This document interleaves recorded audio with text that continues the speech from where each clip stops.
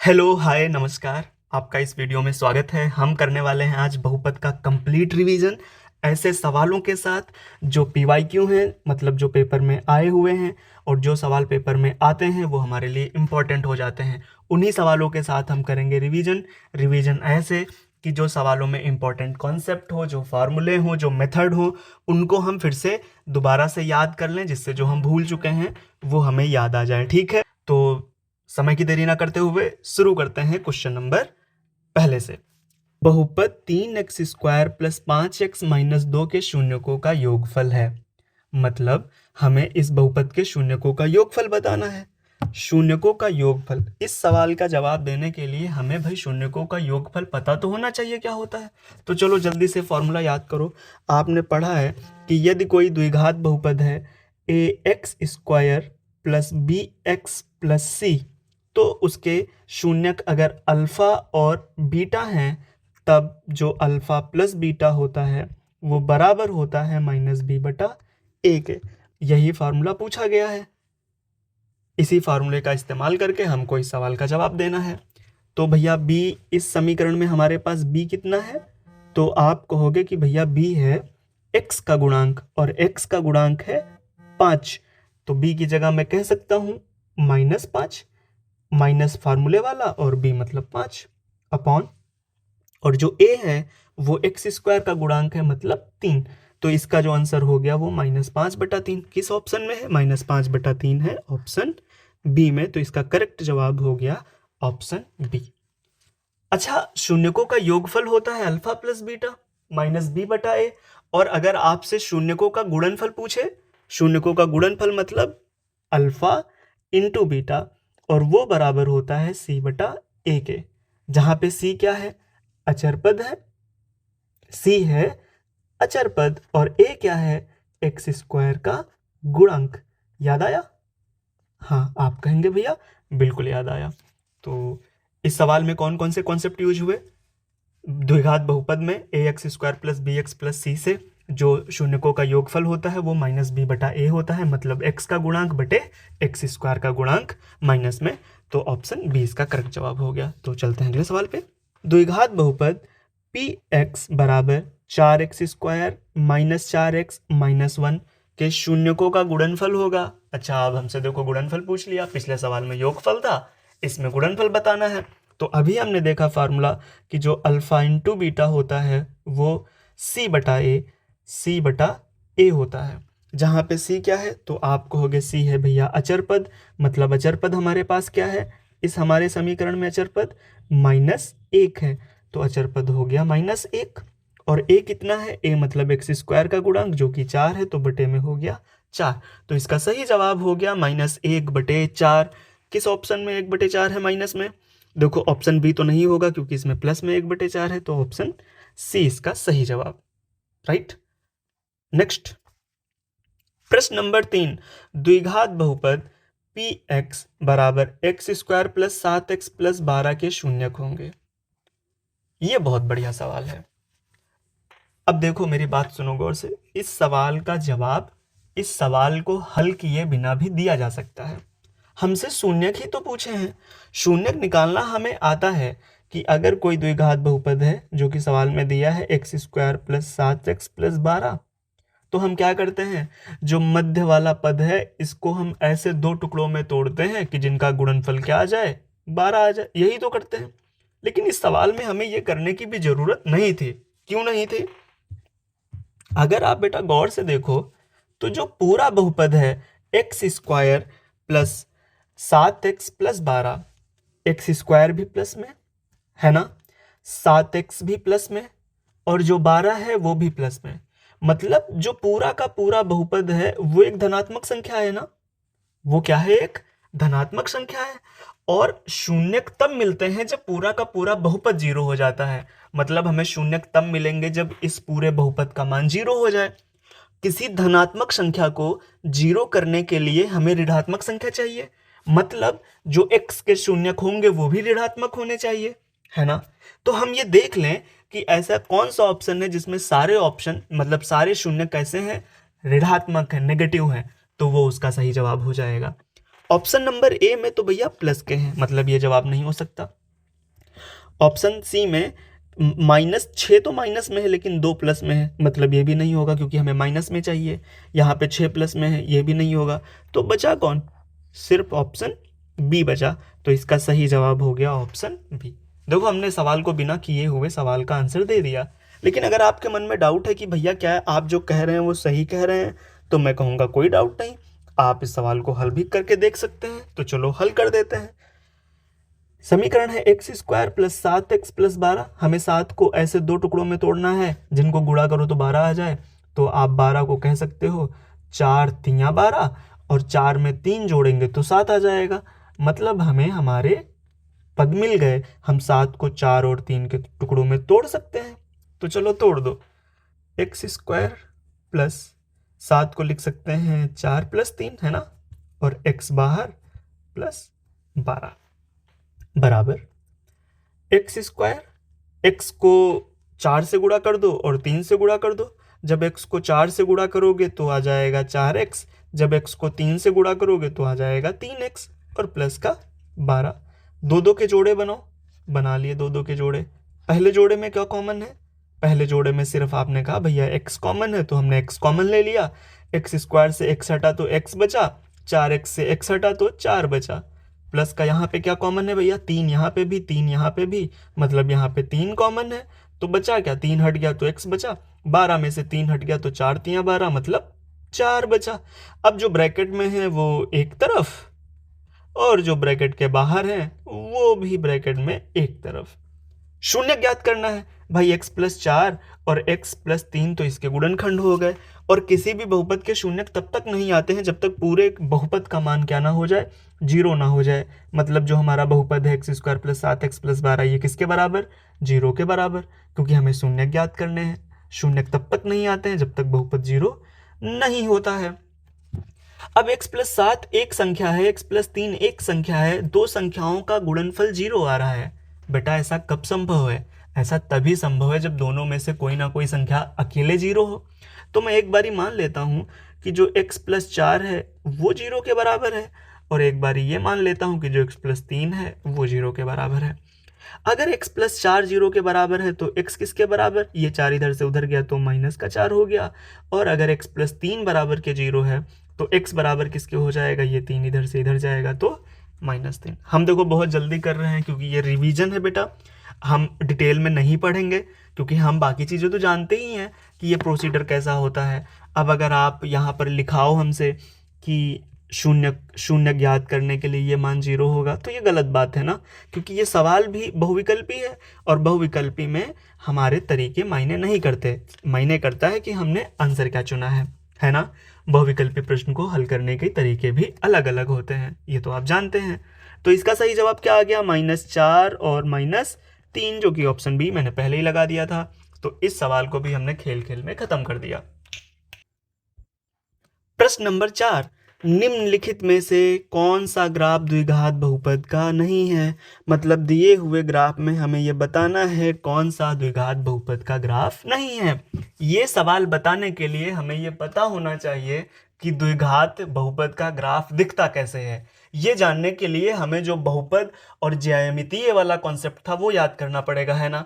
तो चलो जल्दी जल्दी से कॉन्सेप्ट याद करते हैं। हमने भैया ये पढ़ा था कि कोई भी द्विघात बहुपद होता है उसके अधिकतम शून्यक 2 हो सकते हैं, और शून्यक का मतलब होता है कि वो ग्राफ x अक्ष को कितनी जगह काट रहा है। मतलब अगर कोई द्विघात बहुपद का ग्राफ है तो x अक्ष केवल 2 बार कटेगा, 2 बार से ज्यादा नहीं कटेगा। कम कट सकता है लेकिन 2 बार से ज्यादा नहीं कट सकता। अगर द्विघात बहुपद है तो उसका ग्राफ x अक्ष को कितनी बार काटेगा? 2 बार काटेगा, 2 बार से ज्यादा नहीं काटेगा। ऑप्शन ए वाला ग्राफ x अक्ष को काट ही नहीं रहा, मतलब इसके शून्यक कितने होंगे भैया? आप कहोगे इसके शून्यक होंगे 0। ऑप्शन बी, ये x अक्ष को कितनी जगह काट रहा है? एक जगह देखो यहाँ पे काटा, एक जगह देखो यहाँ पे काटा, तो ये 2 जगह काट रहा है, इसके शून्यक 2 होंगे। हाँ, द्विघात बहुपद के शून्यक तो 2 हो सकते हैं। ऑप्शन सी में ये सिर्फ टच कर रहा है, मतलब इसके जो शून्यक हैं वो कितने हैं? 1 हैं। ऑप्शन डी में एक जगह कटा, 2 जगह कटा और 3 जगह कट गया, मतलब ऑप्शन डी के शून्य कितने आएंगे? आप कहोगे भैया 3 आएंगे, लेकिन द्विघात बहुपद के तो शून्य 2 से ज्यादा नहीं हो सकते। तो मतलब जो ऑप्शन डी है ये द्विघात बहुपद का ग्राफ नहीं है। Option D is the answer. Question number 5, द्विघात बहुपद ज्ञात कीजिए जिसके शून्यक -3 और 4 है। अब देख रहे हो क्वेश्चन मैंने कैसे रखे हैं, हर टाइप का कितने टाइप के सवाल इंपॉर्टेंट हैं, हर टाइप का एक एक सवाल, और उनमें कौन कौन से कॉन्सेप्ट लग रहे हैं उनको हम याद करते जा रहे हैं। पूरा चैप्टर हमारा रिवाइज हो रहा है और हम क्वेश्चन भी लगा ले रहे हैं। तो ये तरीका होता है रिवीजन का। आप मेरे साथ रिवीजन करिए, आपका रिवीजन जल्दी होगा और एकदम अच्छी बात है कि आप बोर्ड में बहुत बढ़िया करोगे, नंबर सबसे ज्यादा लाओगे, है ना। डन। चलो भाई, द्विघात बहुपद ज्ञात कीजिए जिसके शून्यक -3 और 4 है। तो द्विघात बहुपद ज्ञात करने के लिए हमें भैया वो फॉर्मूला याद आना चाहिए। कौन सा फार्मूला? अरे हमने पढ़ा था कि यदि कोई द्विघात बहुपद जिसके शून्यक अल्फा और बीटा हमें पता है, तब जो द्विघात बहुपद होता है वो होता है x² minus alpha plus beta plus alpha plus beta into x plus alpha into beta बराबर 0। हमें पता है ना, मतलब जो फार्मूला लगेगा वो यही लगेगा। तो इसी फार्मूले का यूज करके हम अपने सवाल को हल कर देते हैं। तो अल्फा प्लस बीटा हमें पहले ज्ञात तो होना चाहिए। यहाँ पे मान लो कि जो अल्फा है वो -3 है और जो बीटा है वो 4 है। तो अल्फा प्लस बीटा कितना आएगा भैया? अल्फा प्लस बीटा आएगा -3 प्लस 4। -3 में 4 जोड़ेंगे तो माइनस से ये कटा, बचा सिर्फ प्लस का 1। अगर अल्फा इंटू बीटा करेंगे हम, अगर हम क्या करेंगे, अल्फा इंटू बीटा करेंगे तो -3 इंटू 4, 3 को 4 से गुणा किया तो 3 चौके 12 और ये माइनस अटक गया, -12 और 1। चलो इनके मान रख दो, तो x² तो x² ही रहेगा। अल्फा प्लस बीटा की जगह 1 आया है तो मैं 1 लिख सकता हूँ और गुणे में x है, प्लस अल्फा इंटू बीटा की जगह आया है -12 तो मैं -12 लिख सकता हूँ। थोड़ा सा इसको और सरल कर दिया जाए, x², 1 से x का गुणा करोगे तो x ही आएगा, प्लस और माइनस का गुणा करोगे तो माइनस आ जाएगा, बराबर 0। मतलब दोनों जगह माइनस और 12, दोनों जगह माइनस और 12, दोनों जगह माइनस और 12, तो option A is the correct. क्यों? क्योंकि यहाँ पे दोनों जगह माइनस नहीं है, कट गया। यहाँ पे दोनों जगह प्लस है, कट गया। यहाँ दोनों जगह माइनस नहीं है, कट गया। ऑप्शन ए इसका सही जवाब है। तो ऑप्शन ए को मार्क करेंगे और आगे बढ़ जाएंगे। तो 5 MCQ थे, हमने बहुविकल्पी सवाल कर लिए। बहुविकल्पी मतलब MCQ, मल्टीपल चॉइस क्वेश्चंस, है ना। अब हम करेंगे थोड़े से लंबे लंबे, मतलब जिसमें हमें सोल्यूशन लिखना होता है। तो इसको मैं ऐसे करके बताऊंगा जैसे आपको हल भी करना है। सवाल पढ़ो।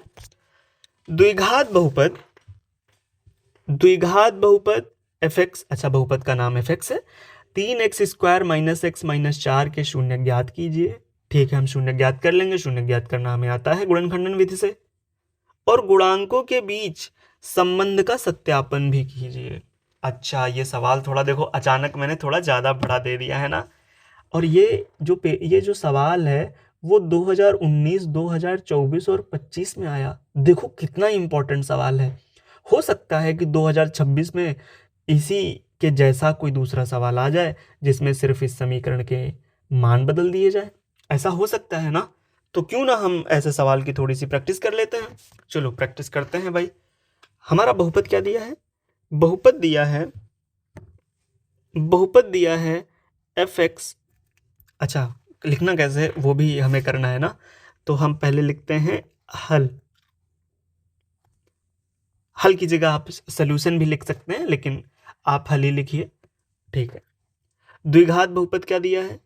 fx बराबर 3x² माइनस x माइनस 4 के शून्य ज्ञात कीजिए और गुणांकों के बीच संबंध सत्यापित कीजिए। तो पहले हम इसके स्क्रीन के इस हिस्से में शून्य ज्ञात कर लेते हैं और स्क्रीन के उस हिस्से में हम सत्यापन कर देंगे, ठीक है। चलो शून्य ज्ञात करो। गुणनखंड विधि, तो गुणनखंडन विधि में हम क्या करते हैं भैया, हम ये करते हैं कि जो 3 है और जो 4 है उसका गुणा करते हैं। चलो गुणा कर दो, 3 चौके 12, ये रफ वर्क कर रहे हैं हम तो इसको इधर लिख लेते हैं, 3 चौके 12। अब 3 और 4 को गुणा करोगे तो 3 है भैया प्लस का, 4 है माइनस का, मतलब 12 काहे में आएगा? माइनस में आएगा। 12 माइनस में आया है तो मतलब हमें घटा के क्या लाना है? 1 लाना है, क्योंकि x का गुणांक कितना है? 1 है। तो हम ऐसे कौन से नंबर लें जिनको घटाने पे 1 बचे? तो आप कहोगे भैया ये तो आसान हो गया, 4 तियां 12 होता है और 4 में से 3 जाएगा तो 1 बचेगा, मतलब हमें हमारे नंबर मिल गए 4 और 3। तो चलो भैया 4 और 3 लिख देते हैं। 3x² माइनस 4 में से 3 जाएगा, कलम को क्या हुआ भाई, चल नहीं रहा है। 4 में से 3 जाएगा क्योंकि हमने 4 और 3 के फैक्टर किए हैं ना, और माइनस में x था, माइनस में 4 बराबर, गुणा खोल दो भैया। 3x², ये माइनस है, ब्रैकेट के बाहर माइनस भी है और ब्रैकेट के बाहर x भी है, मतलब हमें x से भी गुणा करना है और माइनस का भी ध्यान देना है। चलो भाई, ये माइनस की वजह से तो ये माइनस हो गया 4, और 4 को x से गुणा करेंगे तो 4x। इस माइनस की वजह से ये वाला माइनस गुणा हुआ तो हो गया प्लस, और x को 3 से गुणा करोगे तो हो जाएगा 3x, और माइनस में 4 तो पहले से लिखा हुआ ही है। ये कलम आगे पीछे कैसे चल रहा है, ओहो देखना पड़ेगा। दो दो के जोड़े बनाओ, दो दो के जैसे ही जोड़े बनाएंगे तो आप कहोगे कि भैया पहले वाले जोड़े में सिर्फ x कॉमन है, x अगर कॉमन ले लिया तो बचेगा 3x माइनस 4। दूसरे वाले जोड़े में देखो ये वाला ब्रैकेट ये वाले ब्रैकेट के जैसा है, तो बिना कुछ सोचे प्लस का एक कॉमन ले लो, 3x माइनस 4। अब जो ब्रैकेट में है वो एक तरफ और जो ब्रैकेट में नहीं है वो भी एक तरफ। 3x माइनस 4 एक ब्रैकेट में, x प्लस 1 एक ब्रैकेट में। ये 3x माइनस 4 और x प्लस 1 ये तो भैया इसके गुणनखंड आ गए। तो गुणनखंड तो हमें ज्ञात करने नहीं, हमें बताने हैं शून्यक। और आपको ये पता होना चाहिए कि जब भी हम शून्य ज्ञात करेंगे तो जो हमारा पूरा का पूरा बहुपद है इसका भी मान क्या हो जाएगा, 0 हो जाएगा। तो यहाँ पर एक हम छोटी सी लाइन लिख सकते हैं, शून्य के लिए, क्योंकि हम शून्य ज्ञात कर रहे हैं ना, ये होना चाहिए 0। और अगर fx 0 है तो मतलब जो 3x माइनस 4 और x प्लस 1 का गुणा है ये भी किसके बराबर होना चाहिए, 0 के होना चाहिए। अब मैं फिर से कहूंगा कि अगर दो संख्याओं का गुणा 0 के बराबर है तो ऐसा जरूरी है कि उनमें से कोई ना कोई संख्या 0 जरूर हो। तो मैं एक बारी 3x माइनस 4 को 0 मान लेता हूं और एक बारी मैं x प्लस 1 को 0 मान लेता हूं। तो यहां पे एक छोटी सी खींच देंगे लाइन, और लाइन के इधर लिखेंगे यदि 3x माइनस 4 0 के बराबर है तो 3x किसके बराबर होगा भैया, 4 इधर आएगा तो प्लस में हो जाएगा। तो फिर x किसके बराबर होगा, 4/3 के, मतलब x का एक शून्य का आ गया 4/3। यदि दूसरी कंडीशन, यदि x प्लस 1 0 के बराबर हुआ तो x बराबर किसके आ गया, -1 के, है ना। तब भी लिख देते हैं, थोड़ा और देखने में अच्छा लगेगा, ठीक है। तब x बराबर -1, x बराबर 4/3। तो हमारे जो दिया हुआ बहुपद था 3x² माइनस x माइनस 4, इसके शून्य कितने आ गए। अतः जो शून्यक हैं वो कितने हो गए, शून्यक हो गए भैया 4/3 -1। दिए हुए द्विघात बहुपद के शून्य कितने हो गए। एक आंसर तो ये हो गया। अब दूसरा आंसर हमें ये बताना है कि जो शून्यक हैं उनमें और गुणांकों के मध्य संबंध स्थापित करना है। तो गुणांकों और शून्यकों के मध्य संबंध क्या होता है, शून्यकों का योग बराबर -x का गुणांक बटे x² का गुणांक। चलो लिख लेते हैं, संबंध का सत्यापन, ठीक है। तो पहली बात, शून्यकों का योगफल, शून्यकों का योगफल बराबर होता है किसके, -x का गुणांक बटे x² का गुणांक, है ना। x का गुणांक बटे x² का गुणांक। तो शून्यकों का, मैं कलम चेंज कर लूं, शून्यकों का योग है कितना, शून्यक का योग है 4/3 प्लस -1, है ना। और माइनस x का गुणांक कितना है, तो आप कहोगे भैया x का गुणांक हमारे बहुपद में है -1 बटे में x² का गुणांक कितना है, तो x² का गुणांक है 3, राइट। चलो भैया अब इनको जोड़ देते हैं। इस प्लस और इस माइनस की वजह से तो बीच में आ गया माइनस। 4/3 माइनस 1, फिर से जोड़ो 4/3 माइनस 1, तो अब एलसीएम लेना पड़ेगा। तो 4 माइनस 3 को 1 से गुणा करेंगे तो 3/3, ये बराबर हो गया 1/3 के। क्या ये हमारा मान जो 1/3 आया है, 1/3 आया है शून्यकों का योग, और जो हमारे x का गुणांक इसको हल करो तो माइनस माइनस का गुणा कर दो तो 1/3, दोनों चीजें बराबर हैं, तो मतलब संबंध का सत्यापन हो गया शून्यकों के योगफल का। अब हमें करना है शून्यकों के गुणनफल का सत्यापन, लेकिन हमारी स्लेट छोटी पड़ गई, तो हम ऐसा करते हैं कि इसको थोड़ा सा क्रॉप करके कर देते हैं साइड में, है ना। अब हम बना देते हैं शून्यकों का गुणनफल।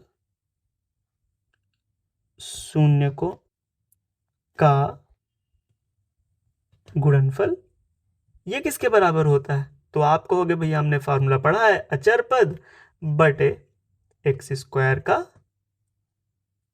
गुणांक। चलो भाई करो। शून्यकों का गुणनफल है कितना? हमारे शून्य आए हैं 4/3 और इंटू -1। अचर पद कितना है? अचर पद है हमारे पास -4 और x² का गुणांक हमने अभी देखा 3 है। अच्छा ठीक, 4 को 1 से गुणा करोगे तो 4 ही आएगा, और इस माइनस की वजह से -4/3। क्या हमारी यही बात -4/3 है? मतलब ये भी बराबर है, तो ये वाला भी संबंध का सत्यापन हो गया। वह द्विघात बहुपद ज्ञात कीजिए जिसके शून्यक 5 + √3 तथा 5 - √3 है। अच्छा देखो ये सवाल, हाँ बढ़िया है। इसमें एक शून्यक कितना दिया हुआ है? एक शून्यक दिया है 5 - √3 और एक शून्यक दिया है 5 + √3।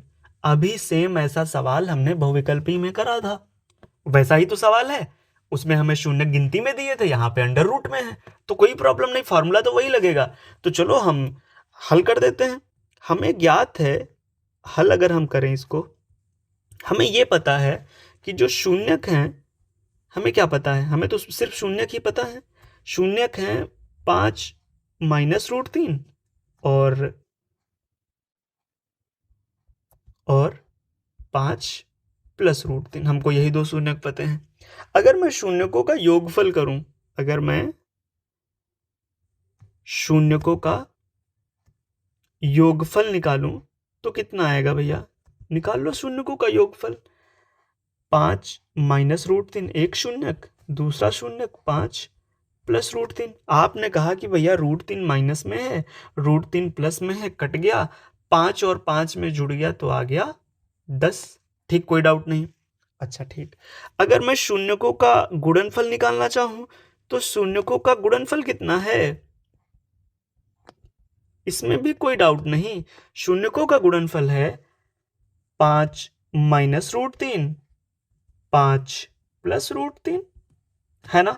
5 - √3 इंटू 5 + √3, अगर आप गौर से देखो तो क्या आपको ये a + b a - b जैसा फॉर्मूला नजर आ रहा है? हाँ बिल्कुल, a - b a + b, और ये बराबर होता है a² - b² के।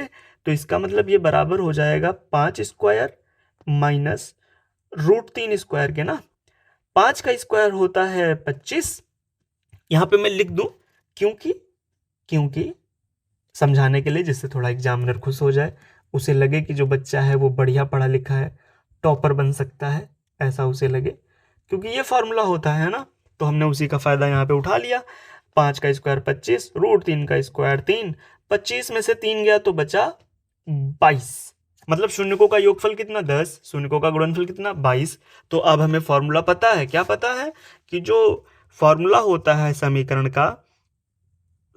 का कह लो या बहुपद का कह लो, यहाँ पे दोनों ही बात बराबर होगी, कि हमें बराबर क्योंकि लगाना ही पड़ेगा जीरो, बिना बराबर के हम नहीं ऐसा कर सकते हैं ना, वरना फिर हमें के का मान डालना पड़ जाएगा। छोड़ो उसे, समीकरण ही कह लेते हैं। समीकरण होता है x² माइनस शून्यकों का योगफल, मतलब अल्फा प्लस बीटा ना, शून्यकों का योगफल इंटू x प्लस शून्यकों का गुणनफल। अरे अभी हमने पीछे फॉर्मूला देखा था, ये वाला भूल कैसे जाते हो? इसीलिए कहता हूं सीधे बैठ के क्लास देखा करो भाई। आपके एग्जाम आने वाले हैं और आप छोटे छोटे फार्मूले भूल रहे हैं, कितनी गलत बात है भैया। फार्मूले याद रखो, अभी जब पूरा क्लास हो जाएगा ना तो मैं फार्मूले आपसे पूछूंगा। एक्स स्क्वायर माइनस शून्यकों का योगफल आया कितना है, शून्यकों का योगफल आया है 10, तो शून्यकों का योगफल आया है 10 गुणे में एक्स प्लस शून्यकों का गुणनफल कितना आया, शून्य का गुणनफल 22, तो बराबर x square minus 10x plus 22। हमारा यही हो गया अभीष्ट समीकरण, तो यही हम इसको आंसर कर सकते हैं। क्या आपको ये सवाल समझ आया पूरा? हाँ, आशा करता हूं कि समझ आया होगा क्योंकि मैंने बढ़िया समझाया है। ओके, यदि बहुपद x square minus 3x plus 5a का एक शून्यक 2 है तो a का मान ज्ञात कीजिए। अच्छा हाँ, देखो ये इस टाइप का भी सवाल बहुत इंपॉर्टेंट है और मुझे पता नहीं ऐसा क्यों लग रहा है कि इस टाइप का सवाल इस बार आपके बोर्ड में रखा हुआ है, तो ऐसे एक दो सवाल आप जरूर प्रैक्टिस कीजिएगा। ये सवाल मुझे इंपॉर्टेंट लग रहा है, या तो हो सकता है ये बहुविकल्पी में आ जाए, अतिलघुत्तरी में आ जाए, लघुत्तरी में आ जाए, कहीं तो आएगा, लेकिन मुझे ऐसा लग रहा है कि आएगा, और अगर नहीं आएगा तो इससे मिलता जुलता आएगा। तो पढ़िए भैया, इसको पढ़िए।